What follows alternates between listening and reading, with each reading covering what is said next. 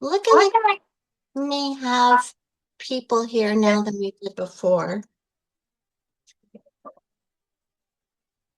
That's the Zoom link. If anybody wants to share it with anyone, I just put it in the chat. I'm hopeful that we can get more people here.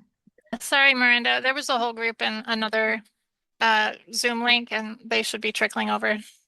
Oh, Sarah, I'm so glad to see you. Yes, my presenters are here. Yay.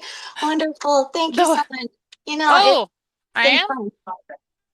fun. We did have somebody from Casa Grande who said that they were going to be able to share, possibly. Oh, yep. I can make that happen. I would love that. Please.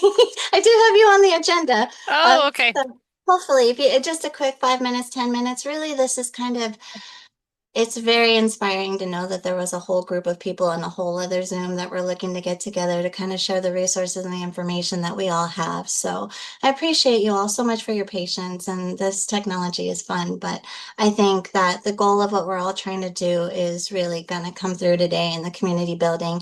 And, all of you all getting to know each other and getting to know the work that you do across the counties is going to be so valuable for all the people that we serve in our communities. So I'm going to go ahead and get started. Thank you all so much. Let me. So, for those of y'all who don't happen to know me, my name is Miranda Campos, and I work with Second Chance Tucson and the Pima County Reentry Coalition. And I've also been helping growing the statewide reentry effort. Before we begin, I'd love everyone to put your name, organization, county, and primary service area in the chart. That way we know who you are and where you're working and we can send folks there. Um, see. Part of what we're trying to accomplish is really just understanding who's in this ecosystem, where people are doing the work, where connections already exist, and where there are some that, we can kind of get going and collaborate on. When we first began talking about strengthening the statewide collaboration, one thing became really clear in our group. We had a group of about 20 people. It was pretty big. Over the past year, Chaplain Jefferson has been working on, getting everybody across the state together to collaborate and to coordinate. Um, Yeah. so we realize Arizona doesn't lack resources. We really don't. There are so many organizations out there doing the work, helping people. There's strong programs out there doing meaningful reentry work. And what we often lack is the connection between them. Suzanne, Or our hope is as that far they as can Our hope is that this coalition can be that connection point, that hub where we can come together continually and share the resources that we have, meet one another, get to know each other, and share all the work that we're doing. Somebody leaving incarceration in one county might return to one county, and we all know, those of us who work in social services, how difficult, continuity of care is. Once somebody goes from one county to another, and you don't know who's working there, us as resource providers have a difficult time.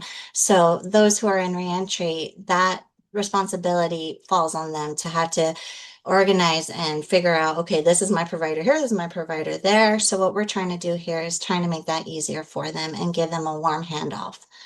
Um, so our vision is not to replace the work that's already happening locally, it's to connect it. We want to create a statewide reentry ecosystem where county coalitions, government partners, corrections and law enforcement, nonprofits, behavioral health providers, employers, faith communities, advocates, peers, and people with lived experience can find one another and work together.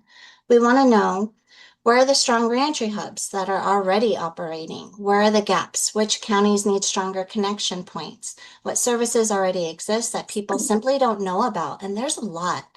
And how can we create a better referral pathway between all of us? Let's see. One of the phrases you're going to hear throughout today is a warm handoff. For me, a warm handoff means that we move beyond simply saying, here's a phone number, here's the website, good luck, go get some help. Instead, we begin to move forward. I know who can help you. I know someone here in Pima County. I know Sarah Graham and Pinnell. I know an amazing, reentry coalition that you can go to. I'm here in Tucson, but I know someone over there. So our hope is we can continue warm handoffs like that.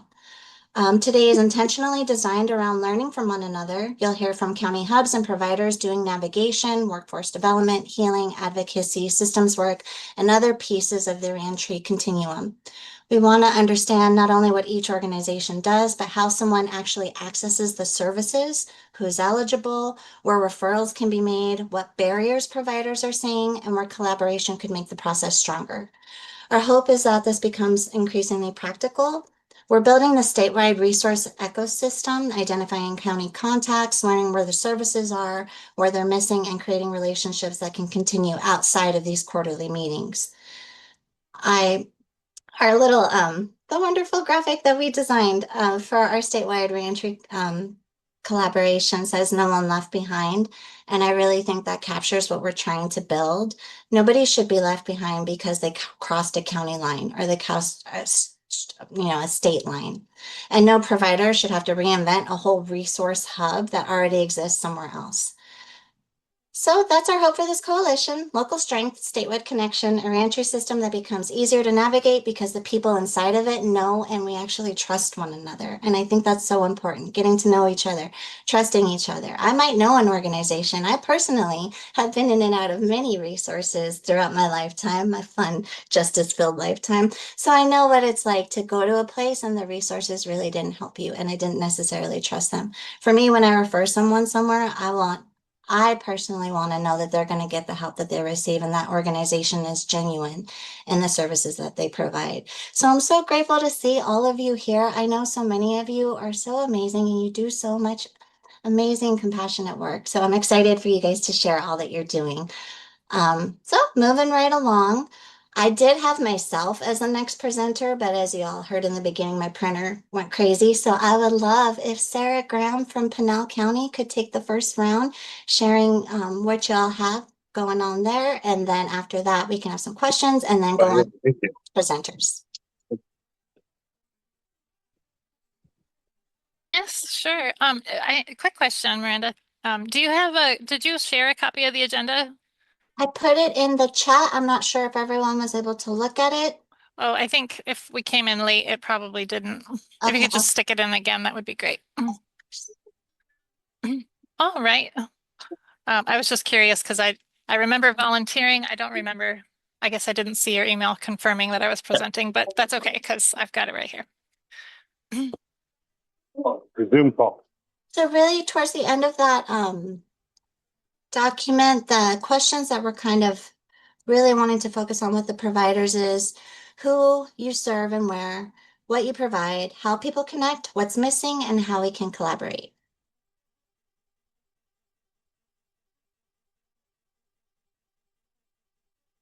So I just put those in the chat. All right. Well, I'm gonna need y'all's help to let me know. You can hear me all right? Yes, we can, and we can see. Okay. Once I hit this, tell me if are you seeing the big screen or are you seeing the ones with the notes? We see the ones with the notes. All right. How about now? Perfect. Yep. Okay. Awesome. Yeah. Well, hi, everybody. My name is Sarah Graham. I am the program manager at the Pinal Community Reentry Project, and we're located at Casa Grande Alliance, which is a little community-based organization in Casa Grande, Arizona. We started as a substance use prevention coalition back in 1989, and we do a lot of work in the schools, like teaching whatever the substance of the moment of the year is. We try to get into the schools and educate the kids about that, especially focusing lately on fentanyl and vaping and things like that. So that's how we started. And you might recognize this guy in the lower corner here, Michael Robinson. So he and I worked together at Oxford House for years in the 2020s. I'm sorry, in the 2020s. And when he left Oxford House, he was offered a position here at Casa Grande Alliance to start a grassroots reentry project through Matt Force had a little bit of funding. Matt Force is another substance use coalition up in Yavapai County. And they had in around 2012, they had started a project where they were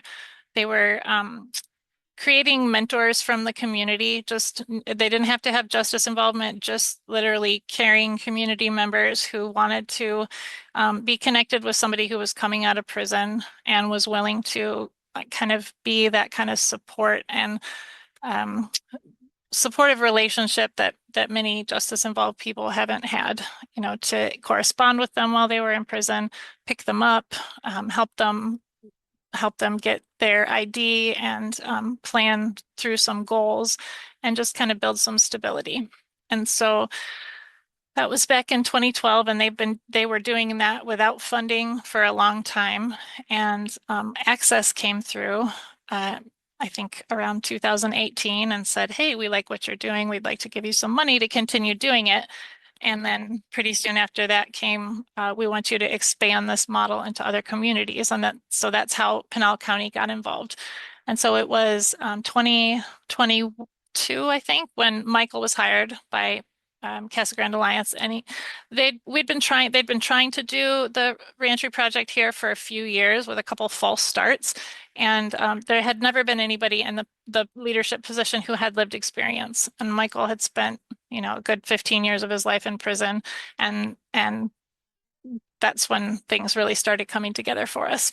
So Michael moved on to a bigger and better position with Matt Force to do expansion. So now he's working to expand these reentry projects throughout rural counties all the counties in Arizona, pretty much.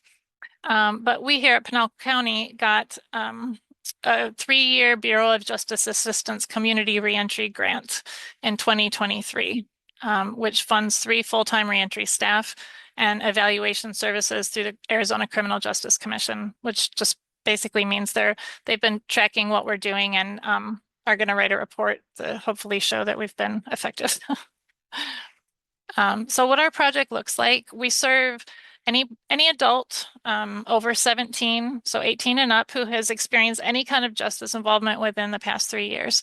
So that could mean prison, jail, probation, parole, diversion. The only caveat is it has to be criminal justice involvement. We can't, so if somebody only has a DCS case or only has civil justice involvement, then that wouldn't qualify. So our levels of support are, all of our staff are certified peer support specialists, and we've all been through the Peer and Family Career Academy forensic peer support training, which I have to recommend if you guys haven't taken it yet.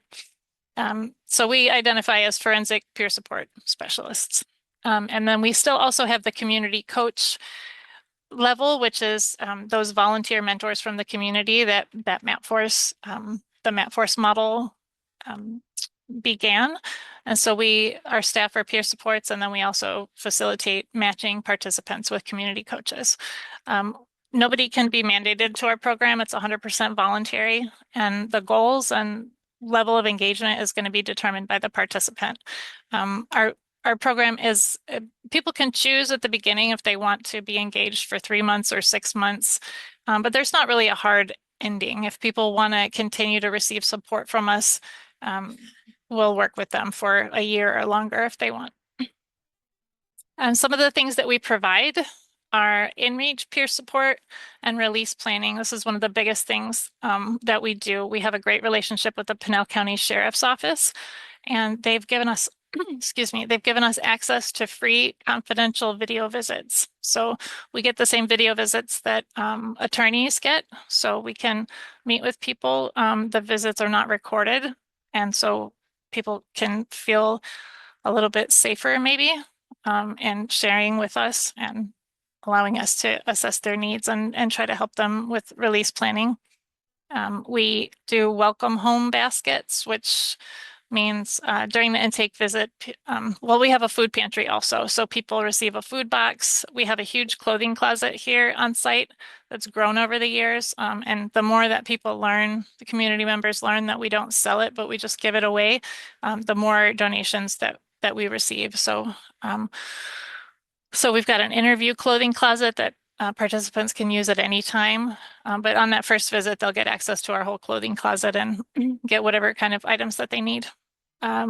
So currently we have some funding for the next couple months. We got another grant through Mercy Care that allows us to pay for identification and vital records. So we can pay for Arizona IDs and birth certificates, out of state birth certificates too, actually, if people need those.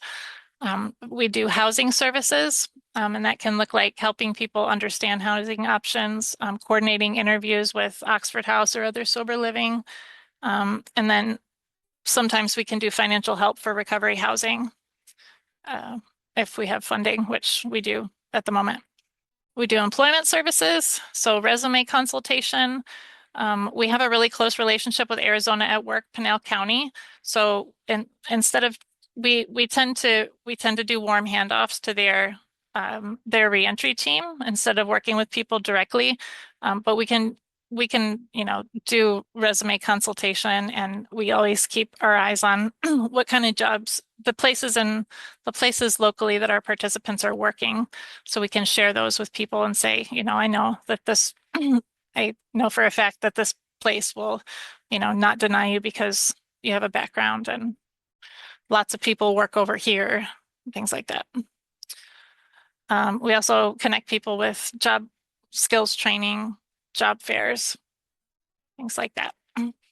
Transportation we do, so we can coordinate jail and prison release pickups. One of the agencies here in Pinal County, United Way of Pinal County, does they have a transportation program, which means it's a really low barrier application for people to fill out. And if they get a letter from us, a reference letter that they're working as part of the reentry program, they can get a free bicycle within a couple of days. And then we also do the Central Arizona Regional Transit, or CG Links, which is our local bus.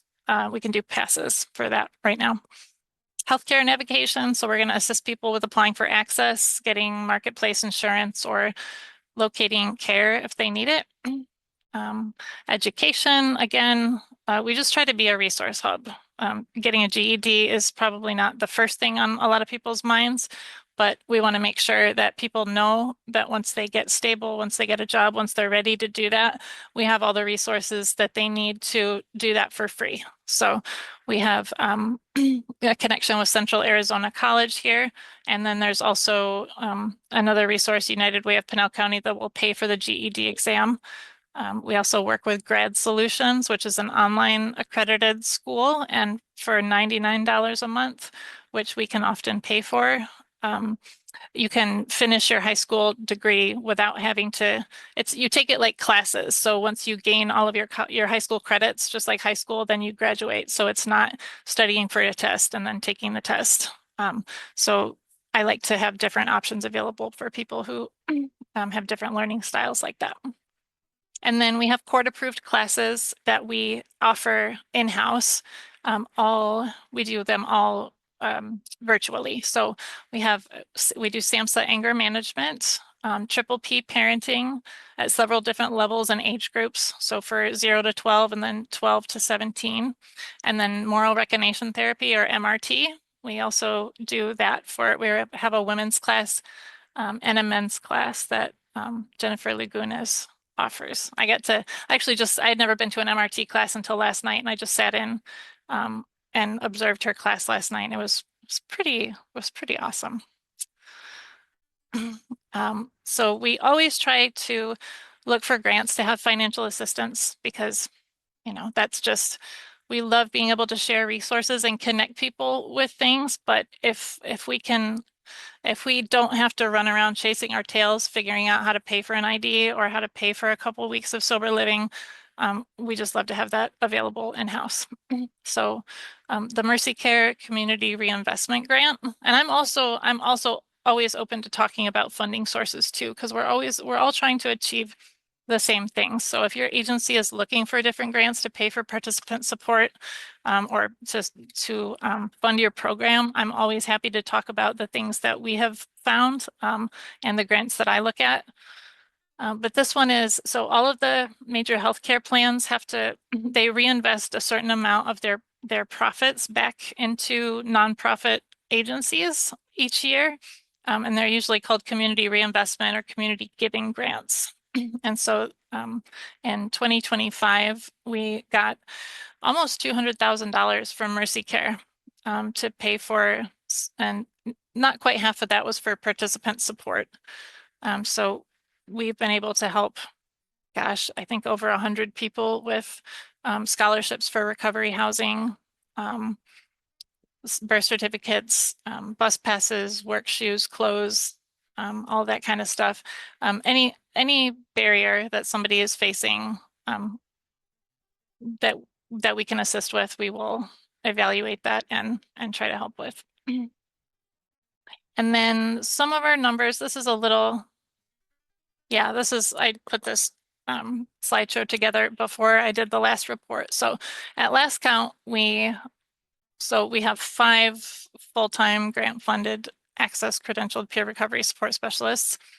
All of our staff have personal, one person just has family experience, but most of us have personal experience of incarceration, and also we're all in recovery from substance use. And we've served 565 unduplicated individuals with peer support services since January of 2025. So over 200 have received housing support, employment support, and way over 100 have received financial support since then. We also have obtained 2 grants through the Arizona Department of Veterans for I think 2024 and 2025. And those were neat grants to have because we worked with justice involved veterans. And then the next year we expanded it to be all veterans who were experiencing either justice involvement or a mental health issue or substance use, seeking substance use recovery. I just want to call out my ChatGPT photos here because the lock on the door is obviously way too high. This was an early ChatGPT generated image. So how you can support us? We take donations of hygiene items, clothing, and housewares.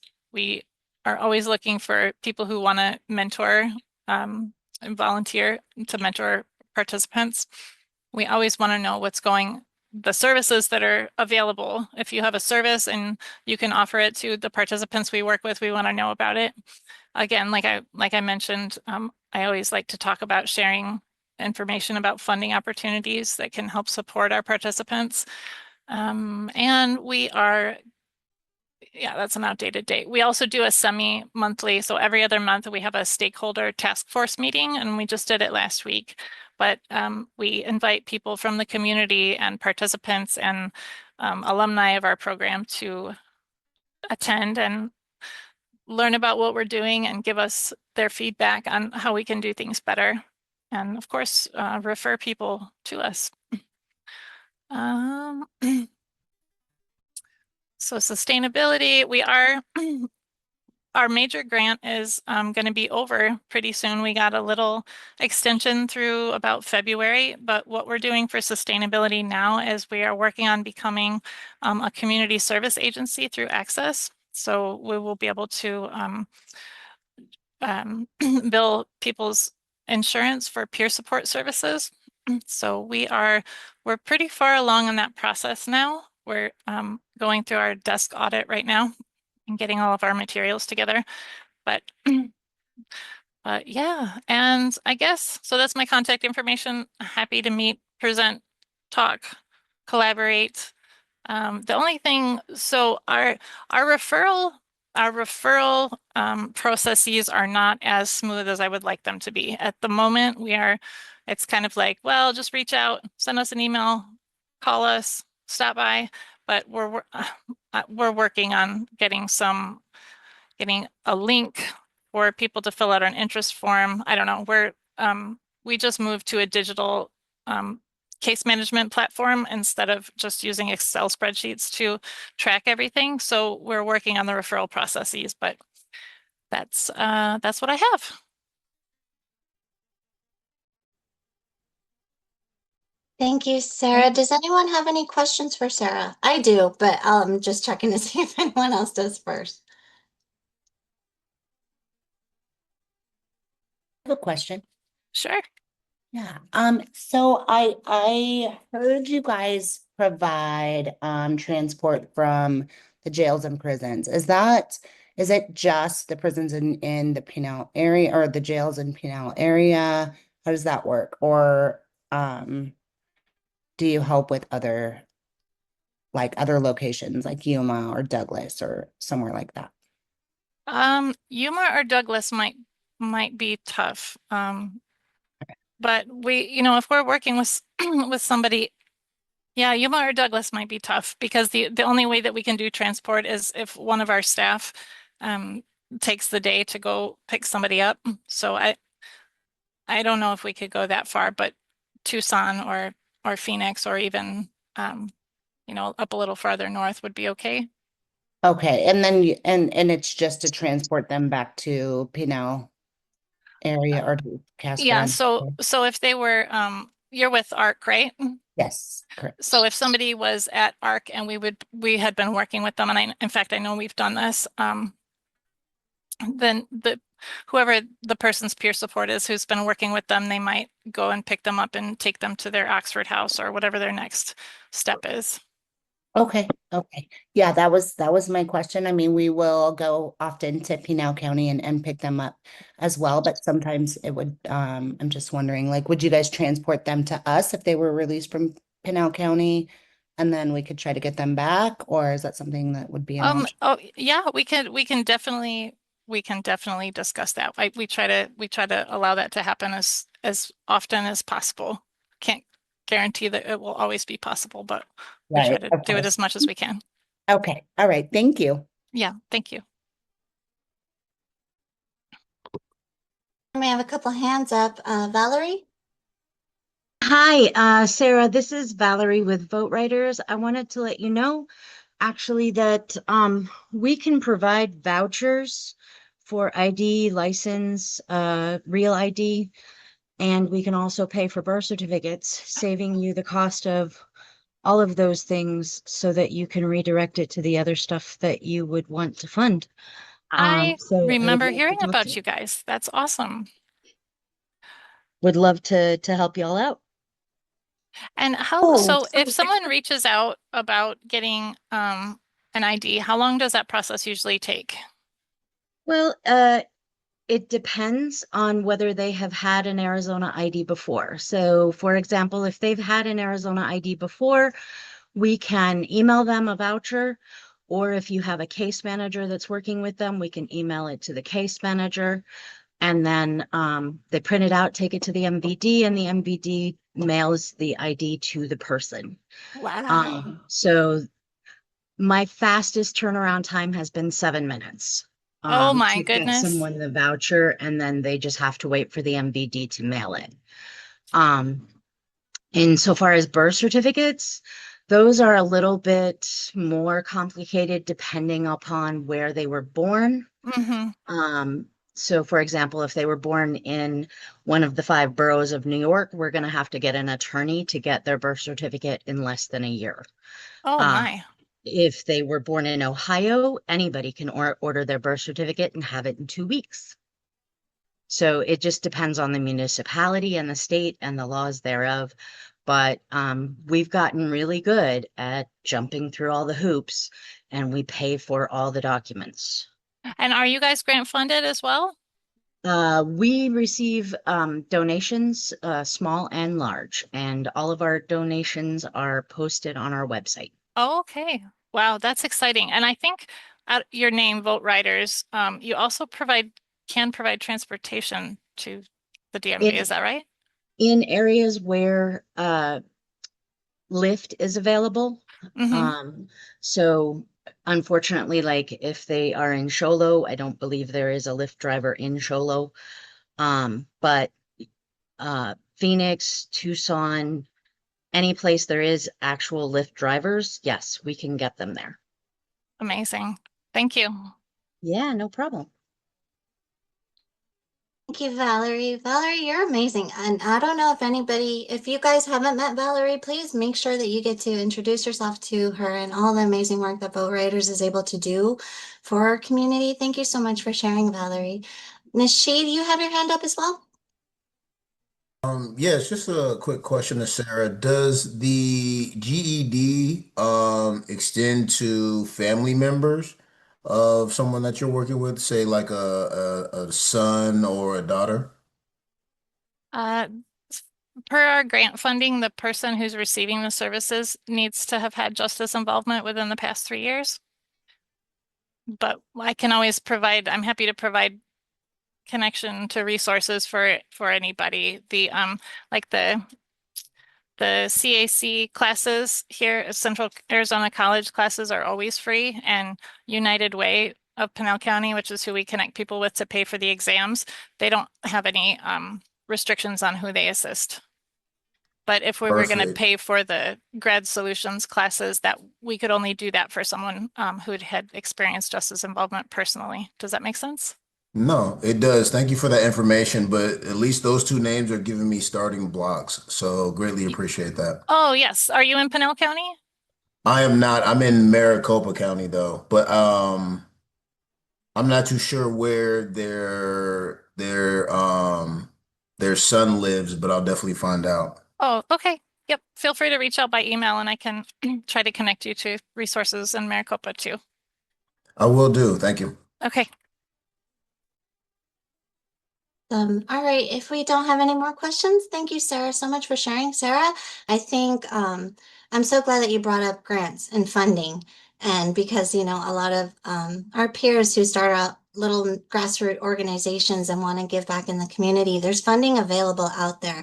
And I think that's such an important piece. And for our coalitions, I think, Sarah, it would be really interesting to kind of see what's out there so we could grow this statewide coalition and maybe hire some peers to run it. Yes. So yeah, thank you so much, Sarah. On the agenda next, I had Brianne Wolcott with Yavapai County Sheriff's Office, but I do know Cassandra Figueroa is here with the Peer and Family Career Academy, and they have to hop off a little bit earlier. So I'm switching the agenda. I hope that's cool with everyone. Cassandra, thank you for being here. I'd love for you to share with the community what y'all got. Thank you so much. I don't have a PowerPoint. I figured I would just kind of talk a little bit about the Academy, which I see a couple of familiar faces. So I think some individuals might be acquainted with us. So let me start off. The Arizona Peer and Family Career Academy's main focus has been continued education for our peer and family workforce. So in policy, it is 4 hours for peer support specialists and 8 hours for family support specialists that need to be done every year. Now, some organizations are big enough to rely on Relias and have their platform, and they could track all their continued education, and it's part of their employment. Smaller grassroots organizations and organizations that don't have that big platform do come into us and do some of the classes. We have over 30 trainings right now that we have been cycling. The forensic peer support specialist one, we have ethics and boundaries, which is a required continued education training every year. And we are just launching now motivational interviewing for SUD support. We are launching parenting, pregnancy, and beyond, a resilience, risk, and risk reduction curriculum. And alongside those state ones that we do, we're also facilitating some of the national trainings. So we have Brisa, our executive director, is a mental health first aid trainer. She's a CPR first aid trainer. She's an assist trainer. Brisa has all of those national certifications. She really has so many. So we have a lot of capacity to also go outside of the peer and family workforce. That's where we're kind of trying to expand into right now. So our big grant through Access that allows us to provide all these trainings for free wraps up in September. So now we're really focusing on community building. We've been able to go into different parts of the state. Prescott, we were there a couple weeks ago, and we are intentional peer support facilitators, bringing more of that worldwide lens of how peer support is practiced in other spaces and not so much focused on the Medicaid system. So if you're in the peer space and you know the language, there's Medicaid peer support that gets reimbursed and is billed, and then there's the grassroots community peer support that is able to support a lot of our outreach programs that we see in the state are more of that like community peer support that aren't actually being reimbursed by Medicaid. With a lot of stuff coming up with HR1 as well, and the Medicaid cuts and funding distress that's happening, we are also getting creative in the North. So coming in January, we're launching a community ambassadors program where individuals can come volunteer with the Academy and the Arizona Peer and Family Coalition, and they can get those volunteer hours that are necessary and also build skills with facilitation, with tabling, with community building. And we're trying to start those conversations as well. And we've had more support recently in the North because there is a lack of resources in Northern Arizona. Here in Pima County, I'm in Santa Cruz County. There's a lot of organizations that do have those community resource hubs that are providing prevention, treatment, and recovery services.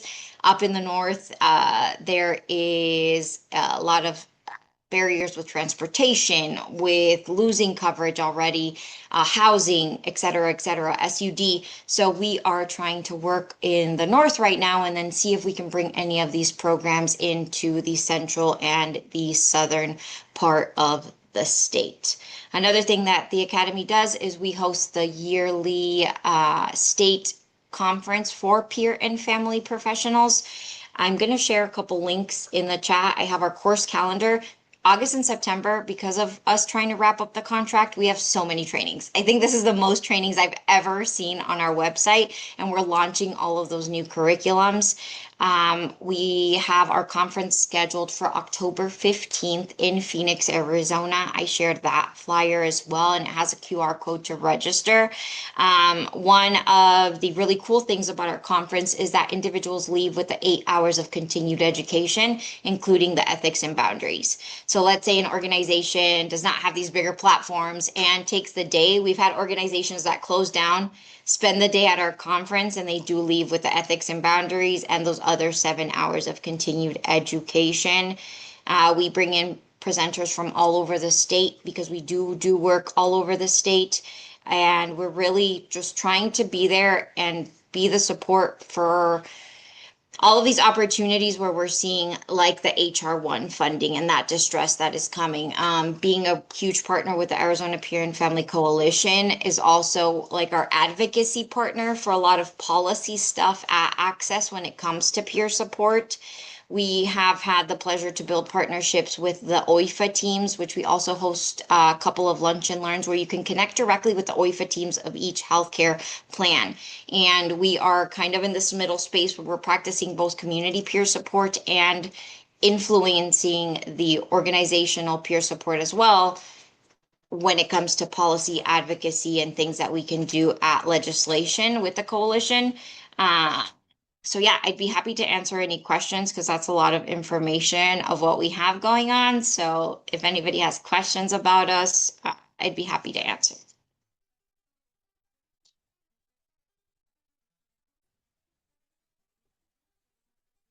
Thank you, Cassandra, for presenting. I don't have any questions in the chat. Just if anybody has any questions right now, I know you had to hop off at 10, so thank you so much for sharing. I think there is so much that the Arizona Peer Family, the coalition, and all that you guys do. That's so much information, and I would definitely love to be able to share it with everyone.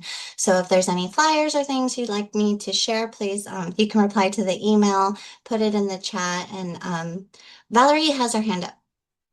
Valerie. Yeah, just really quickly, the continuing education, is that specific to peer counseling or like, is it possible to attend just for the purposes of educating yourself? Yeah. Oh, yeah, for sure. So right now, the way that we have it, and because we are funded, anybody from community member, anybody working in the peer space, or anybody that has peers in their organization. So even like health plans, case managers, and things like that, it's open to the platform. Even anybody exploring the workforce and this possibility of coming into peer support. Not the only one that requires a credentialing is our forensic peer support, because that's in addition to the peer support credential. Other than that, they are open. The registration is direct there on the calendar. It's Zoom registration. You get that reminder. And like I said, there's a lot of stuff happening both August and September. And what we're really looking for is those partnerships that can continue to fund these opportunities so they're free of cost to a workforce that is already underpaid and overutilized in some spaces. So we really try to keep our offerings affordable and attainable, and whenever we can, offer those scholarships so then they could be open to the community. Awesome. Thank you, Valerie. Thank you, Cassandra, so much for sharing. I definitely want to get in touch and connect back after this and learn more to see how I can share all the information that you have on our websites. So if no one has any other questions, we'll move along. No. I think the next person on the agenda, Brianne, I believe. Yes. Yay! Thank you, Miranda. Yes, my name is Brianne Wolcott. I am employed by the Yavapai County Sheriff's Office, but I do work lockstep with the Yavapai Justice and Mental Health Coalition and the Statewide Reentry team. So I'll be presenting on all three of my roles with those folks. Also, this is my very first meeting, so thank you so much for the invitation. All right, let me see if I can get my screen shared here.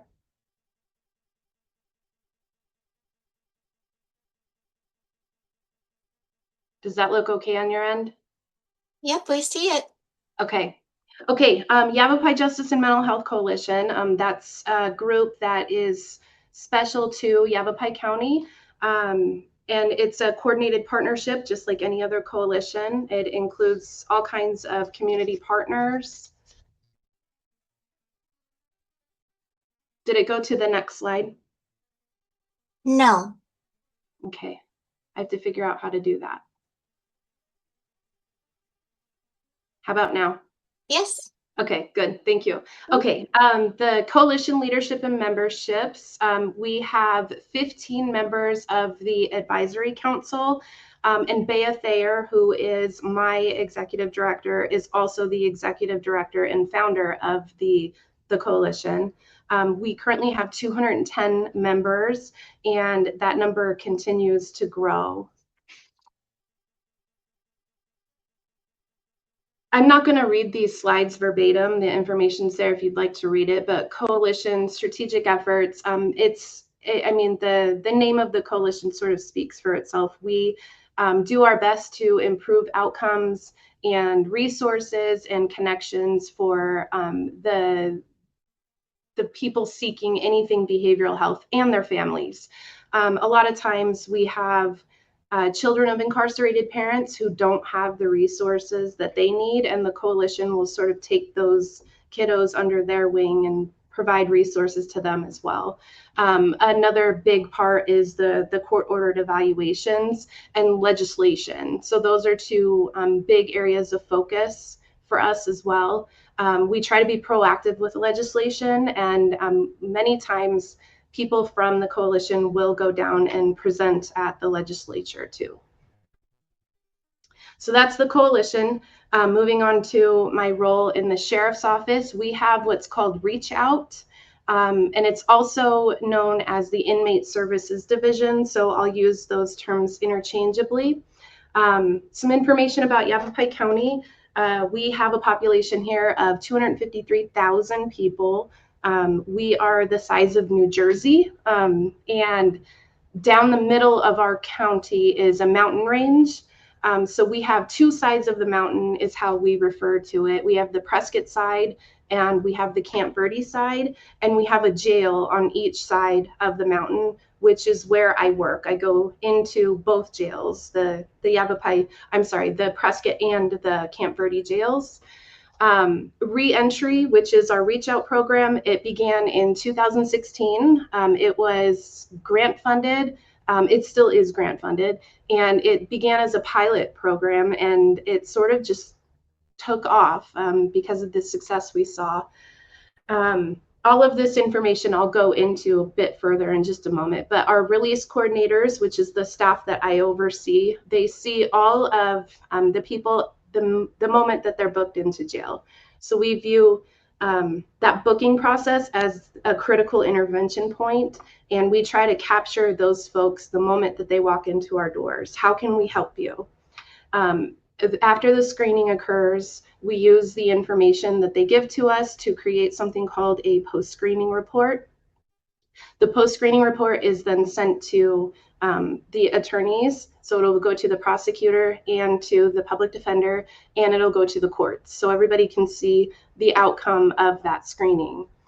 And then we have, so if the individual is released at the initial appearance, so that first court hearing, we'll do our best to scramble and get them connected to services. That can pose a challenge just because there's information that we need for access, and there's things that require a little bit of time to coordinate, but we do our very best. And then if we aren't able to help them within the walls of the jail, we will then pass them over to the Connection Center, and I'll talk more about the Connection Center in a little bit as well. If the individual is not released at the initial appearance, then our post-arrest diversion coordinator, we call her our PAD coordinator, will follow up with the inmate and have another conversation. It usually goes something like, hey, you didn't want any services when you first got here. You didn't get released at IA. Let's have another conversation. And we'll try to get them, convinced to go into services, and we'll try to make those connections and ultimately the warm handoffs.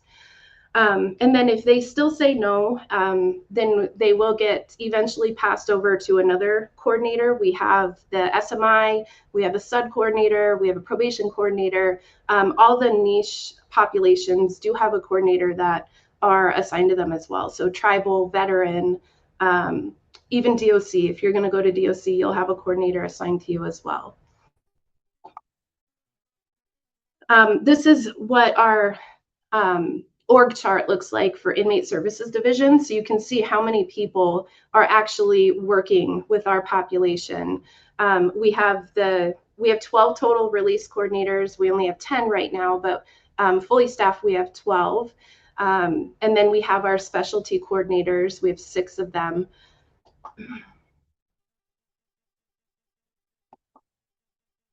Reach out stage 1. So like I mentioned, as soon as somebody is booked into jail, they'll be seen by a release coordinator for the screening. So the screening asks a series of questions related to substance use, mental health, and do you have insurance? Have you completed high school? And the reason we can ask about the high school is we are able to complete high school courses while they're incarcerated. In fact, we just had somebody graduate from high school last week while in our jail, which was very exciting. But we provide all sorts of services while they're in jail. We act as a liaison for them. We communicate with them through our virtual platform, which I don't know if you're familiar with Securus, but we use Securus here in Yavapai County. So we're able to keep in close contact with the entire population. And we're also able to help coordinate visits with treatment facilities or peer support so they can connect with those folks while they're incarcerated as well. Stages 2 and 3. So I am going to read these because there's so many, I don't want to miss them. So treatment coordination. So if an inmate is mandated to go to treatment as part of their probation, we can coordinate that for them. If they voluntarily want to go, we can coordinate that for them as well. So we'll get the packets filled out and submitted. If they don't have access, we can submit those applications for them as well. If they want mental health treatment, we coordinate all sorts of services. So any treatment coordination, we can and will do that for them. Education services, we do some early college courses. And like I mentioned, we do the high school graduation, so GED and diploma depending on the age of the individual. We can assist with those. And like I said, the classes can be done while they're here in jail with us. The liaison for dispositional courts and specialty courts, the post-arrest diversion, which is who I just mentioned in the previous slide. We have the veteran probation and tribal support. So we have a coordinator who is assigned to that population. Substance use disorder connections, housing support. So if somebody is released and doesn't have a place to go, we're going to secure them a place to go. We're going to find them a homeless shelter or another housing partner where we can send them to. Transportation connections, similar to the housing. If they don't have a ride, we're going to get them a ride. Either a YCSO deputy will provide a ride for them. We can get them an Uber depending on where they're at. And if they're at the Camp Verde jail, we can get them a bus pass. We do not have public transit in Prescott at this time. Connections to peer support, and then warm handoffs. That's always the ultimate goal, is to provide a warm handoff. When somebody is released from jail, we want them to go straight to treatment if that's what, you know, the best path forward for them is. And finally, reach out stage 4. So I mentioned the Connection Center. The Connection Center is, it's a hub for resources, really. So when an inmate is released from jail, we literally physically walk them over to the Connection Center. It's just steps outside of the jail, but it is staffed by the health department. So it's less intimidating for people when they walk in those doors. It's more welcoming. It's not, you know, a uniformed officer. In fact, it's not even a sheriff's employee. So they'll go over to the Connection Center.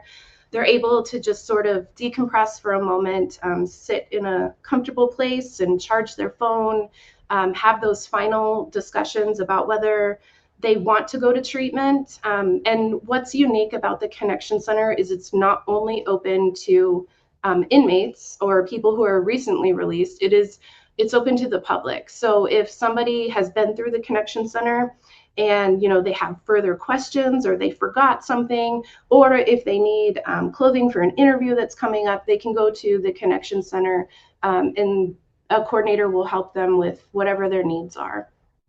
And then finally, we continue to track. So if somebody does go into treatment, we partner with that treatment provider, and we have the person sign a release of information or other, you know, HIPAA release form.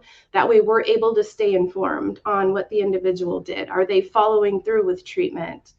Did they walk out the very next day? And if they ever come back to jail, we'll be armed with that information to have a more meaningful conversation. Inmate services and inmate programs. So this is sort of a menu of items that we're able to provide to folks while they're here with us. The MRT, which was mentioned earlier by Sarah, we do that here in the jail as well. Inmate programs on tablets. So we have Adovo. The inmates are able to access programs and classes and courses and all sorts of information that will enrich their knowledge on the tablets. Employment programs, we partner with Arizona at Work. We partner with Aramark. So there's different options for employment programs for the inmates while they're here. Education services, we've gone over that a couple of times. Community coaching and peer support, access enrollment, reentry housing, programs for children affected by parents incarcerated, volunteer support program, treatment coordination. I'm going to skip down. So we've gone over most of this. AANA, we do those every single week, and those classes do fill up quite a bit, which is really nice. I added this slide last minute because I saw you were hoping to see sort of what the connections look like. So this goes back to July of 2025, and you can see, so when we say percentage of high mental health or substance abuse risk, that is the data that we pull from that initial screening. So if somebody has, they present with high risk based on their responses to the screening, we'll put them in the high risk category here. So you can see what our connection percentages for those people, connection to any services. So remarkably, in June, we were up to 51%. So our numbers continue to look pretty steady. And in fact, they climb a little bit. So we're very proud of the work we do here in Yavapai County. This is a robust menu of people that we partner with. Quite a bit of partnerships here. In fact, I probably left some out. We partner with all sorts of people, and anybody who's interested in partnering, we are all about it. Statewide Reentry team. So it seems sort of similar to the work group that we're in right now. So we do a lot of the same things. What's different, and I don't know much about this team, so there might be a ton of overlap, but we partner with Access, AOC, ADCRR, the DOJ, and the ASA. If you don't know what any of those acronyms are, please just let me know, and I'll spell it out for you. Yeah, so it's very similar to what you guys are doing. We're just trying to do our very best to spread the word and increase connections where we can, and we leverage leadership where we can as well. We're really lucky here in Yavapai County to have a great sheriff. Sheriff David Rhodes is our biggest champion here in Yavapai County. All of these efforts he takes really super personally, and so without him, I don't think any of this would be possible. And he's part of the statewide reentry team as well. And that concludes what I have. My contact information is here, and my executive director, Bea Thayer, her contact information is here. And I'll stop talking now. Do you have any questions? Thank you, Brianne. That's so much and so wonderful. And it's so nice that you have a supportive sheriff. I think that's amazing. I had a question, but I'll let Sarah go first. Brianne, thank you so much. That was awesome. I know that our Pinal County reentry team uses the reach out screening, but what I wanted to ask was, do you screen every single person who's booked into the jail? We do, and so we're different. I'm very familiar with the team in Pinal County. In fact, I saw them earlier this week. Loretta and Sarah were up here twice. So we screen every single person who is booked in, and our staff is a lot bigger than Pinal County. So I hope that Pinal County is able to expand, but since we have the staffing, we're able to do that and capture every single person. Not every single person wants to be screened. It is a voluntary thing, but the overwhelming majority of people will have that conversation with us. They're not always forthcoming immediately. It might take 2 or 3 times, but usually they're willing. We're civilians and we're in civilian clothing, and so I think we just have that softer approach with them, so they are usually willing to talk with us. But yes, to answer your question, we screen every single person that's booked into our jails. Thank you. And a follow-up question, you said that you share those screening results with attorneys and the courts, different parties. Is it ever appropriate to share those with community agencies that are trying to help connect people? Absolutely. Really? So I'll back up just a little bit. So the post-screening reports do not provide the responses to any of the questions. Those are all confidential. It'll just show what the risk is. So it'll show a low, moderate, or high risk in any certain area of the screening. And then it'll show at the bottom early release to treatment. If we think that might be appropriate, we'll put that on there. Or individuals willing to early release to treatment. So that's really the extent of the information that's shared. But if an individual signs an ROI, we're able to then share all of our information with that provider, including the post-screening report. Okay, and will the post-screening report have information about whether, I know the answers aren't shared, but whether they need help with particular resources? So we can include that in the comments. At the very bottom, we're able to say, individual is seeking help with substance use, willing and eager to enroll in treatment. So we can add little notes to the judge, which will assist with their decision. Are they going to institute a bond? Will they do an early release to treatment? Will they release to treatment in lieu of a bond? So we try to give them as much information without oversharing or trying to influence a decision. Perfect. Yeah, just as a community provider, we're trying to explore ways that we don't have to, because I've I've been through the reach out screening line by line, and it can be traumatizing. There's some Absolutely. questions that are really uncomfortable, and we want to avoid asking people to reshare some of that information. So thank you for that. Thank Yeah, you. That's of course. exciting. Thank you, Sarah. Thank you, Brianna. I did have a question. You said so there's the statewide reentry team, and that is the sheriffs? Is it the sheriffs that kind of all do that? Because I know Pima County is the only one that's not a part of it. So It's not through the sheriff's office, actually. It's another sort of branch off of the reach out that Bea has created. Yeah, so if you're interested, and I don't want to duplicate efforts, but I'm happy to share the information, add anybody who's interested to that listserv. yeah, see, because I know that that's kind of the purpose of this coalition is because we know there's coalitions everywhere for every kind of category, everything you can possibly think of. And I definitely don't want to have to be doing double the work and don't want to make anyone else do double the work. So if you guys have something that's up and thriving, and that the community is welcome to, I would love to share that with everyone to kind of, continue the collaboration and get that going. And I'm sure many others here would love to join it as well. I have been a part of the Yavapai Coalition meetings for several years. I would attend them.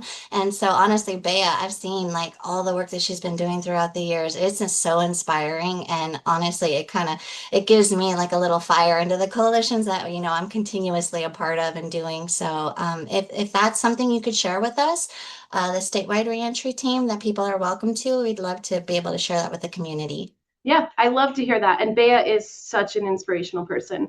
Anybody who is interested, if you can just drop your email, I'll get you added to the listserv. Perfect. Thank you so Thank much, you. Brianna. So Thank grateful you. for your share today. And next we have Joanna. I hope Joanna's still. Hi, Miranda. Thank you so much. All right. Hi, everyone. My name is Joanna Madrakin, and this is my first meeting as well. So thank you so much for the invitation to be able to come and be in community with you all. So I am here on behalf of two organizations today, and we have the first one being, it looks like someone's sharing their screen still. Oh, yeah, there's still a screen. Yeah, that's okay. Sharing. You're awesome. Yeah, that's okay.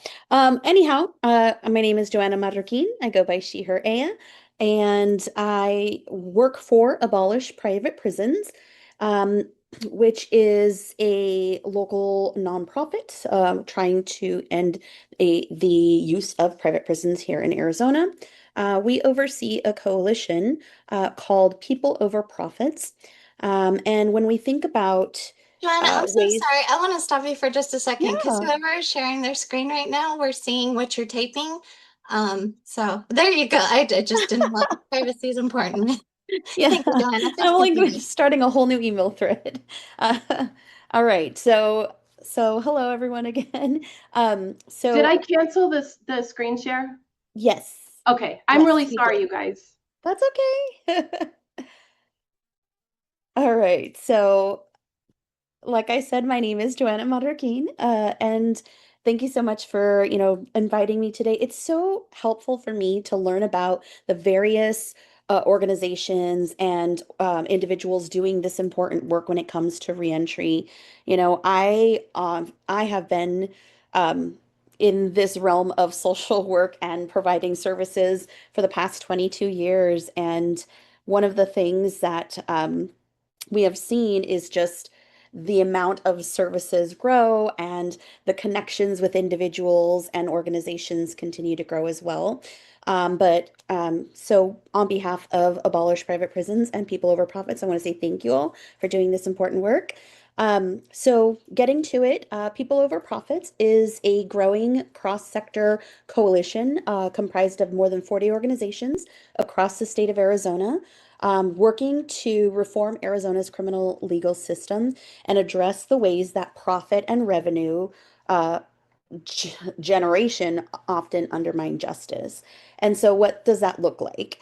Our work brings together various different community members. So, whether it's community-based services, legal services, faith-based organizations, civil rights, and justice impacted individuals doing important work related to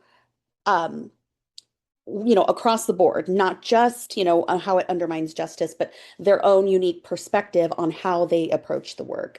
So, like I said, Abolish Private Prisons is a nonprofit that supports the abolition of private prison use. And our coalition is more specific, related to supporting the organizations that are reforming Arizona's criminal legal system. So we know that Arizona has 12 for-profit prisons and detention facilities across Arizona, with each of those having about 11,168 private prison beds for people who are incarcerated. We also know that more than $273 million is allocated of the Arizona's budget to private prison. And, we know that that also means that in response to beds rising, we know that the payout also continues. So continues to profit off the backs of individuals. 6 of those private prisons actually provide beds to Arizona State Prison. So the prison systems have contracted with 6 private prisons to be able to serve out the federal agencies and jurisdictions. And we know that when this happens, it can certainly be difficult when individuals come back and reintegrate back into community, knowing that they have fees and fines, insurmountable debt, making it harder, to secure housing, to secure employment, transportation, voting even, and of course, any just kind of successful ability to, be in community and rebuild their lives. So, so Abolish Private Prisons thought about what does it look like to change the systems and work together to be able to be power in numbers. And we definitely felt strongly that we need to really bring it back to the community. We need to bring it back to the voters of Arizona on, do we want private prisons in Arizona? And so over the course of a year and like a half, we actually went across Arizona asking service providers, faith-based leaders, civil rights individuals, justice impacted individuals that were wanting to share their story. Because again, I also am a social worker and I am not I want to be culturally grounded and mindful of that if people do want to share their share their stories with us, that they can do that. And because, the burden that is placed upon them, when they are reintegrating back into community, it causes, economic barriers and, community support and safety. And so while we're not a direct service provider, our role is systems change and advocacy, as well as community education and coalition building. We are often called to serve on committees, and we don't know what we don't know. So having connection and community building helps us to bring forward the voices of those who are impacted, whether you're doing the work yourself or whether you've been justice impacted yourself. And so we, over the course of the year, came to 11 different areas of concern. We met with organizations and individuals one-to-one, and we asked, what are your top 3 concerns or goals when it comes to, reforming criminal justice? And what do you think would be necessary? And everyone from their specific perspective gave us their priorities. And so together and collectively as a group, we came to 4 strategic areas of of ways that we wanted to address how revenue undermines justice, right? Revenue off the backs of individuals undermines justice. So our primary areas of focus are eliminating private prison profiteering. So this would be, for the number of people in beds, ending financial exploitation in the courts. So working to find out how fees and fines are going to, how they impact, looking at the contracts, trying to find out how things are being done and ways that we can advocate legally, because we have several attorneys and several legal organizations on board. We also have a primary focus of restoring rights and strengthening reentry. So that would be restoring voting rights, set-asides, expungement, all of the above, and centering community healing and public safety beyond punishment. So we know that, these areas, restoring rights and strengthening reentry pathways, is related to the work that you're all doing. And we really do want to know that, we understand that for-profit prisons certainly impacts individuals. And while a gap that we see is fragmentation, we understand that people, when they come out of prison, are having to navigate multiple systems. And while we all know that it is so helpful to have supportive services, the systems are not always connected. And we want to strengthen our network so we can give that warm handoff to you all, to individuals who are doing this important work across the state. Our coalition members, like they're all in different areas, right? But one of the most important things is bringing individuals and connecting them to services at the same time. Meanwhile, learning, while this might not be my wheelhouse, I'm not going to recreate the wheel, but I can certainly appreciate the expertise that somebody else is bringing to the table. And that systems that could be aligned with the resources that people are looking for. Tucson Second Chance Reentry is a partner, and that's how we found out about, the Arizona Reentry Coalition.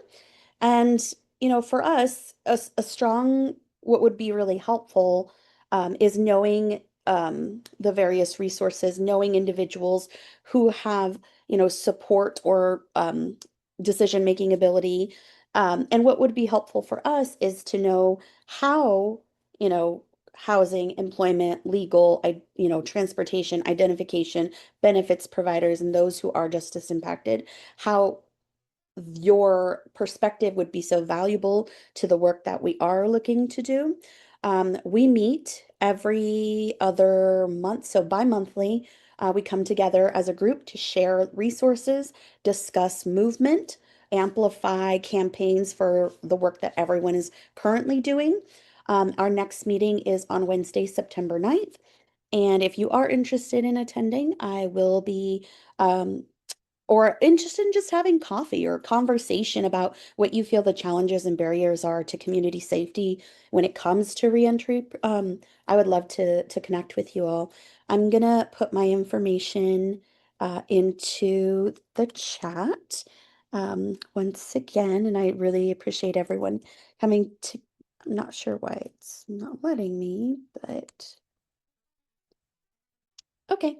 And so one of the things I'm also going to be sharing into the chat is the information from several of our coalition members. So on August 19th, we are having, today, Pima County Reentry Coalition is having their meeting, third Wednesdays of the month. On August 23rd, we have some of us are a part of a coalition for values-based investment. And so what that means is that oftentimes people don't realize that their retirement accounts are investing in private prisons. And so this is the first steps or the first look into what does that look like to divest.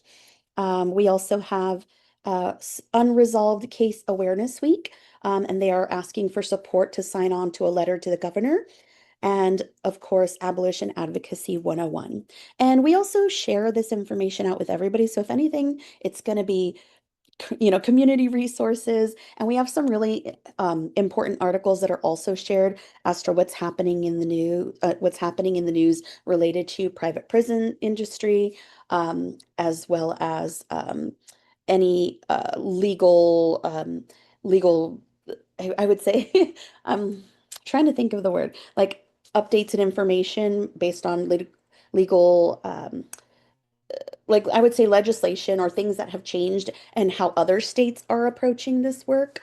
And that's really helpful for us. We also have some articles that are data related. So if data is your thing, have at it.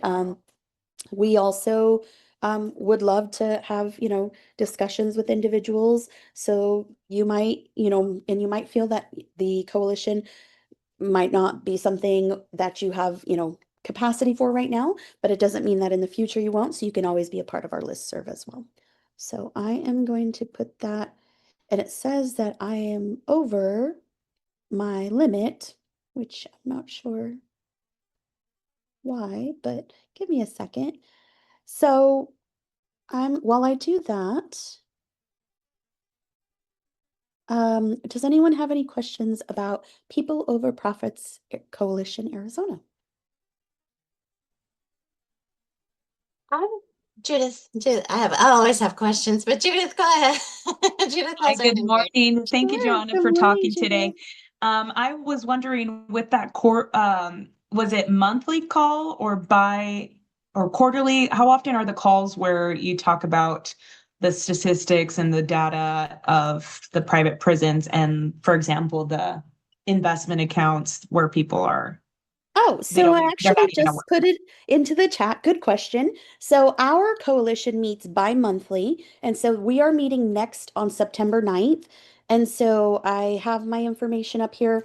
What I would love to do is have a quick conversation so I can bring you up to speed. It will be September 9th from 10 a.m. to 11:15 Arizona.